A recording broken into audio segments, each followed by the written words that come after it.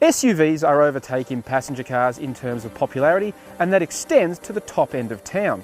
So for 2017, we've split our best luxury SUV into two to reflect those changing tastes.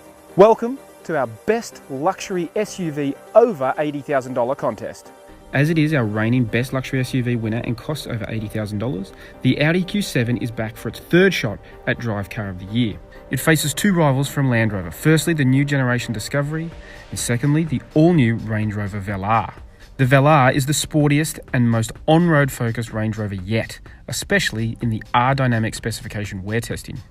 It's fitted with the same 3-litre supercharged V6 engine you'll find in a Jaguar F-Type sports car, giving it 280 kilowatts of power and 450 newton meters of torque, which makes it feel sporty on both our road loop and our dynamic track testing.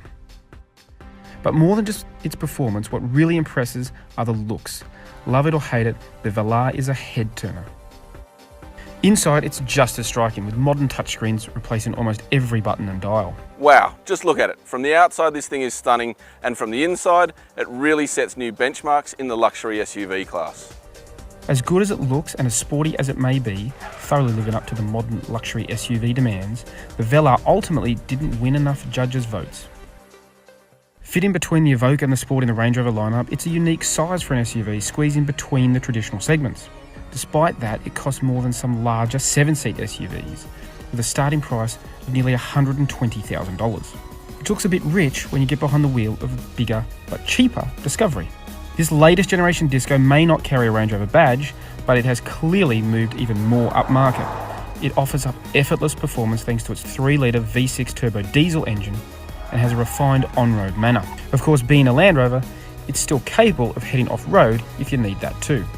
Having said that, there's no escaping the sheer size of the Discovery, and at times it feels big and slow to react.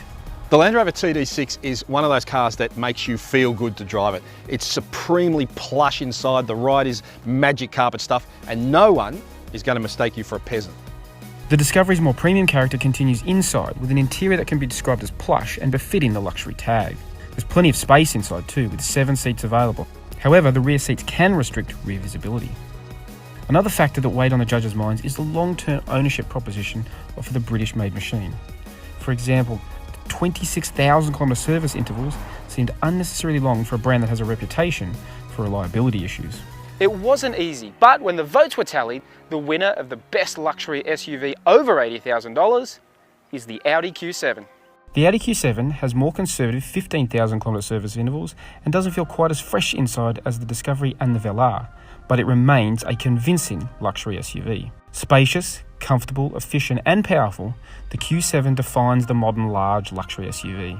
Like the Land Rover, it's powered by a 3-litre V6 turbo diesel engine that offers up 600 newton meters of torque to give the Q7 effortless performance despite its size. So the Q7 does it again, but it wasn't an easy victory. The two Brits put up quite a fight, with the judges impressed by both.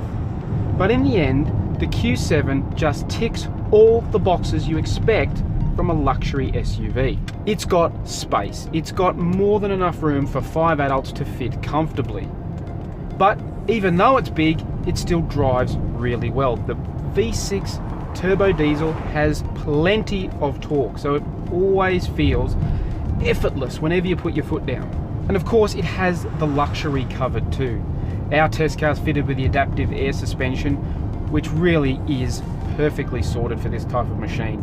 It rides so well for what it is. And the luxury continues inside with a typically Audi beautiful interior. It's really well executed, it looks great, it looks modern and contemporary, and it has all the mod cons you expect in a luxury car in an intuitive, easy to use system. It really is another deserving win for the Q7.